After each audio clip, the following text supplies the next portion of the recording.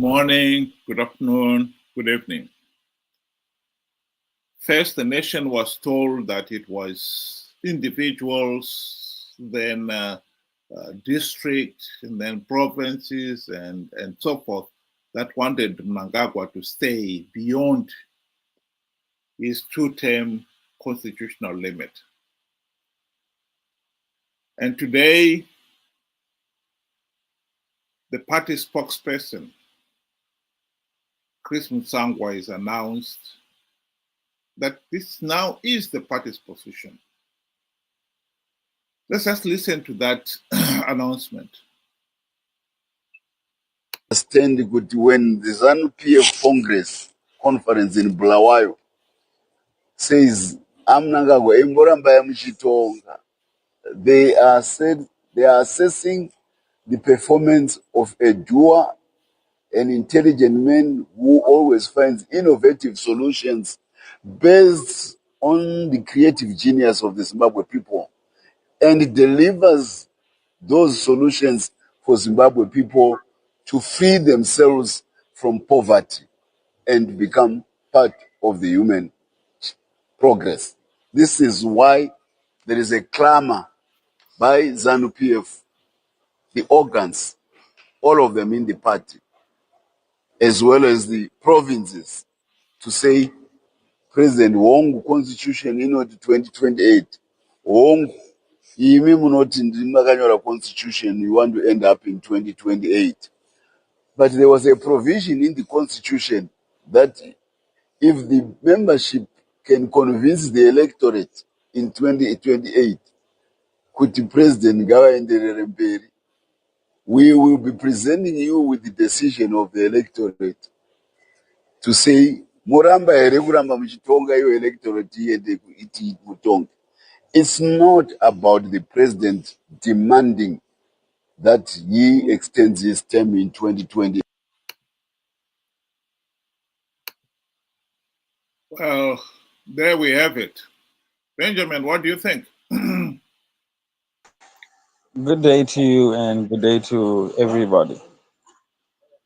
You know, ZANU-PF has always had a problem with succession. And this is no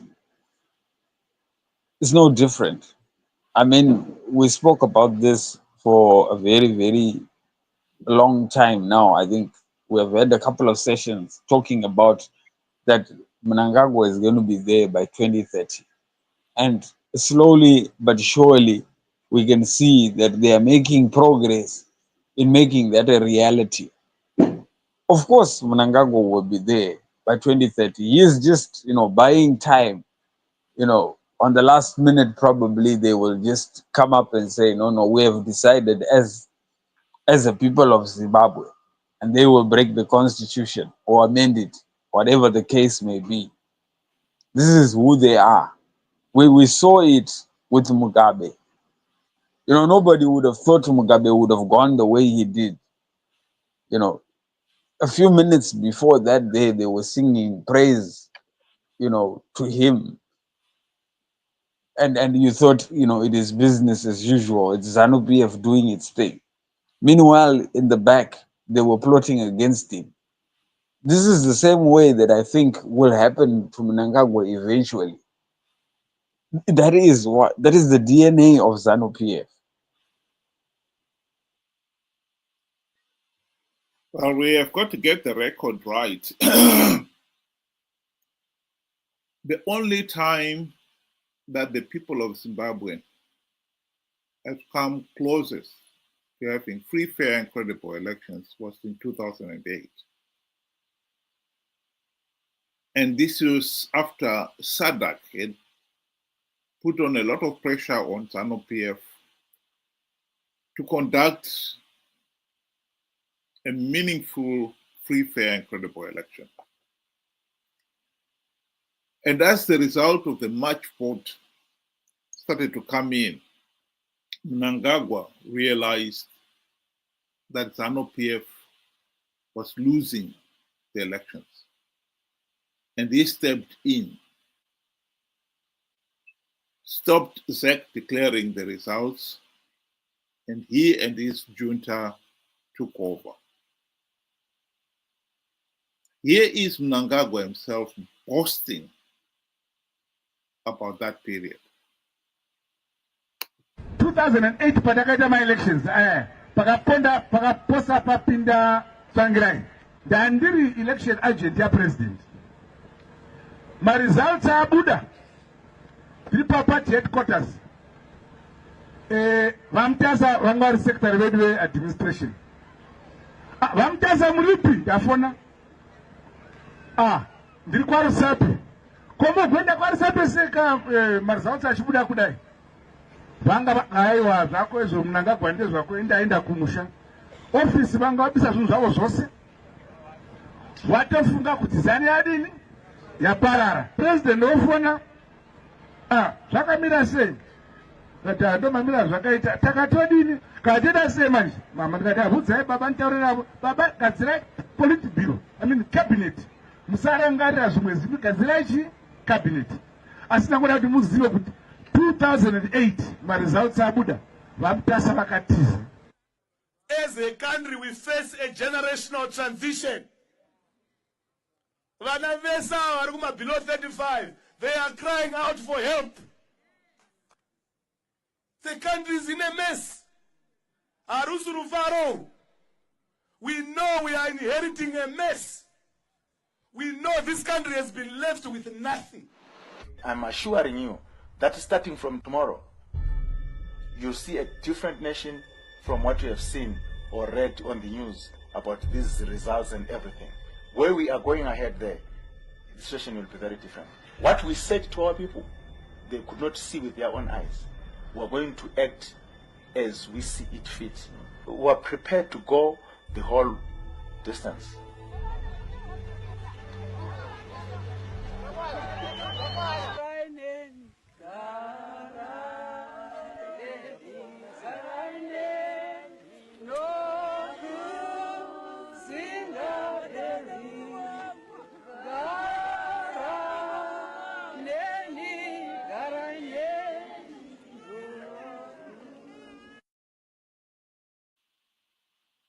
A staggering 500 people were killed in those 3 months of the 2008 runoff.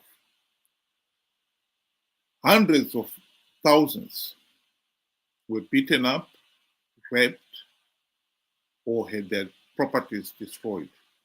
Millions were internally displaced. That is the ZANU-PF way of forcing the people to do his bidding. This is what our friend here, Mutsvangwa, is telling us, that there is a provision in the Constitution to allow the people to say to Mnangagwa, we want you to stay. To start with, there is no such provision in the Constitution. The 2-term limit is very clear. The Constitution can only be changed. And even then, when it's changed, the one in power at the time should not benefit from the change. That is very clear.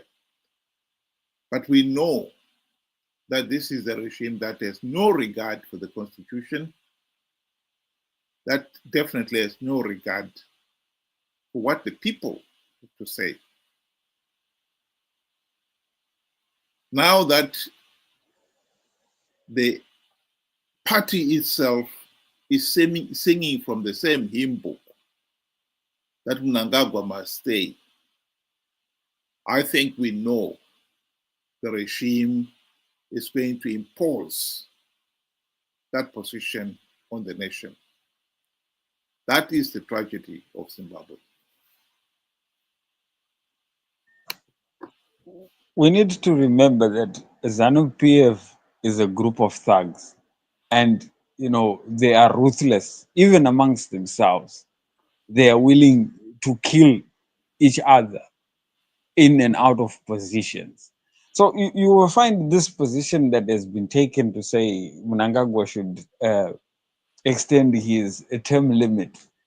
It is not because none of them are vying for that position. No, they very much want that position, but they are scared, lest, you know, something bad befalls me, or lest I lose out completely, like what happened with the infamous G40. That is what they are afraid of. But they know, one thing that Mutsvangwa is saying that is actually an insult to everybody is saying Mnangagwa is a doer. He's a very intelligent man. What has he done? And we must also realize that a ZANU PF are a group of underachievers. These are the same people that went and, in their masses to go and commission a public toilet. The opening of a public toilet, a whole president went and opened a public toilet in a bus terminus. A whole minister of, went and commissioned a mud oven in this day and age. And then you say we are, doers. We have achieved. I feel sorry and disgusted at the same time for somebody, who could actually open up, in, front of millions, hold a press conference and say such nonsense. You are not shy. Zimbabwe right now is worse than it was before. We are now seeing animals. We animals, fish, humans dying because of dirty water, cholera. And you are saying we are doers, we are achievers. What have you achieved? Show us. If you're going to point at a parliament, we are going to tell you that parliament is a loan that is actually even put us more in debt. And it does not bring any source of capital to us. Absolutely nothing. So that doesn't mean anything. It's really sad, how Mutsvangwa can actually hold a press conference and say, this is what we have decided because Mnangagwa is intelligent. I would say my foot.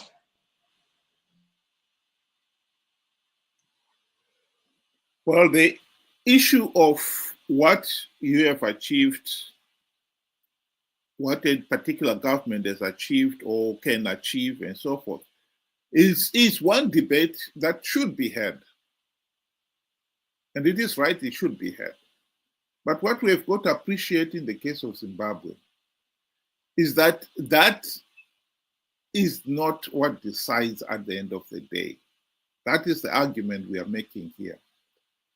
That whether the people believe Mnangagwa is a doer or not, ZANU PF has remained in office these last 44 years, not because the people of Zimbabwe believed ZANU PF was delivering, but because ZANU PF rigged the elections.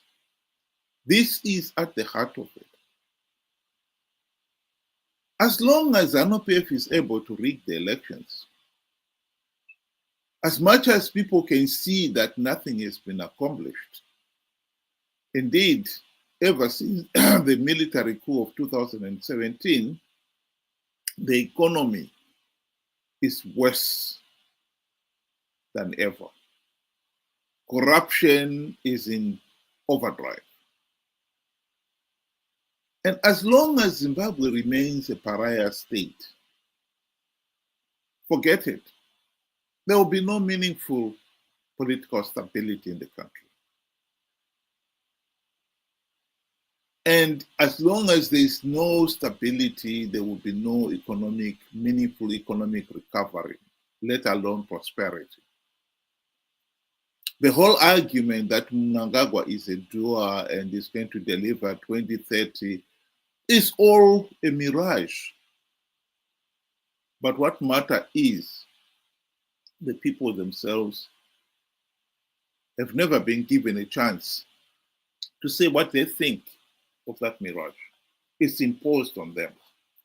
Here is Mnangagwa boasting about rigging last year's election, the 2023 elections. Kana vakatuka ZANU-PF kana ini ndonyanyisa kufara zvatirikuita zvakanaka. Ukavona vavengi vakwashi kurumbidzwa nekuchikanganisa, ukavona vachiti ZANU-PF yakaipa, farai, because you are doing correct things for your country. Hongu takaita maelections edu, kuna vamwe vaitaura zvisina musoro zvikanzi maelection anafamba zvakanaka, ndezvavo.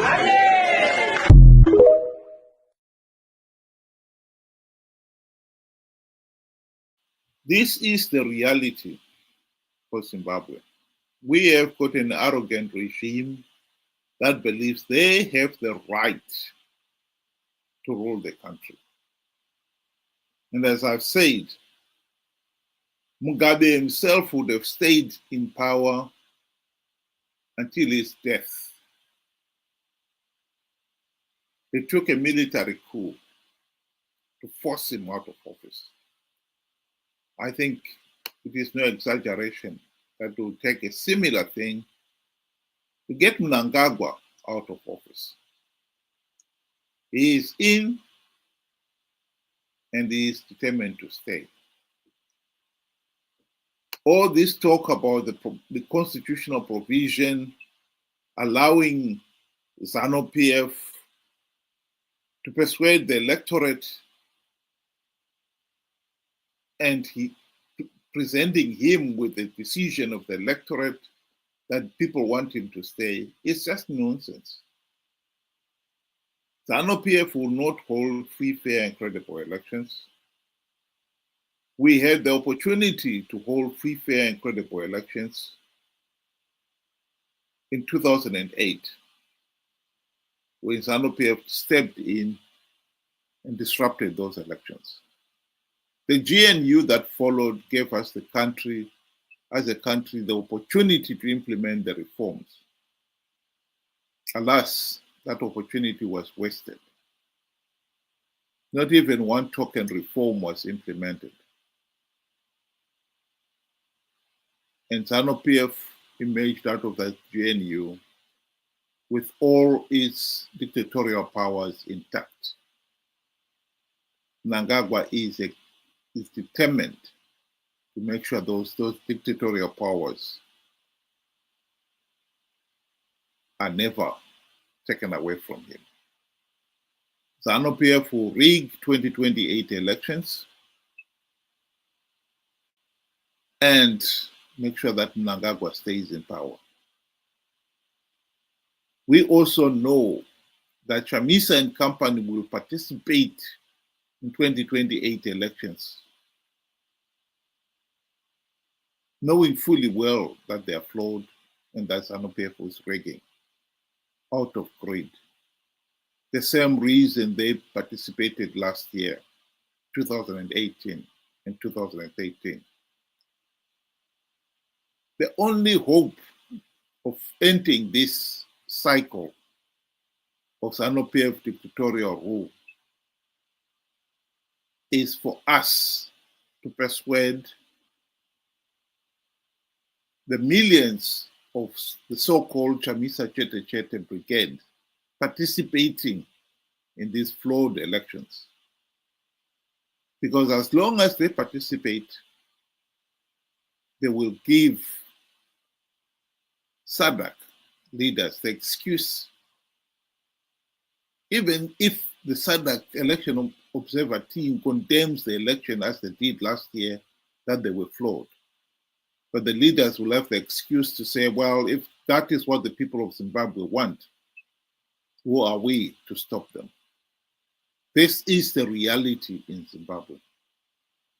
I think what ZANU-PF has done by making this announcement is making it very clear that the regime is determined to rig 2028 elections. Mnangagwa is determined to rig 2028 elections to stay in power. the gauntlet has been thrown. What are we, the people, going to do about it? How are we going to respond to this challenge? Do you want to give your closing remarks there, Ben, and then we'll... In conclusion, I would like to answer your last part of your question. You say, what should we do for us to find a democracy? Basically, my simple answer is no reforms, no elections. Period. Participating in rigged elections will not bring out any solution. We had 24 years with MDC, Triple C, and we have seen the results. The only way for us to stop this is without any reforms, there will be no elections. Period. Thank you. Thank you very much, Ben. And for those people out there who were able to join us tonight, thank you very much for joining us. In future, if you want to ask any questions, we encourage you to send your comments. And if you want to join in the discussion, let me know, send in your comments and request the link, and we'll send you the link. Otherwise, we'll see you again tomorrow, 6 p.m. UK time, 8 p.m. Zimbabwean time. Good night and thank you.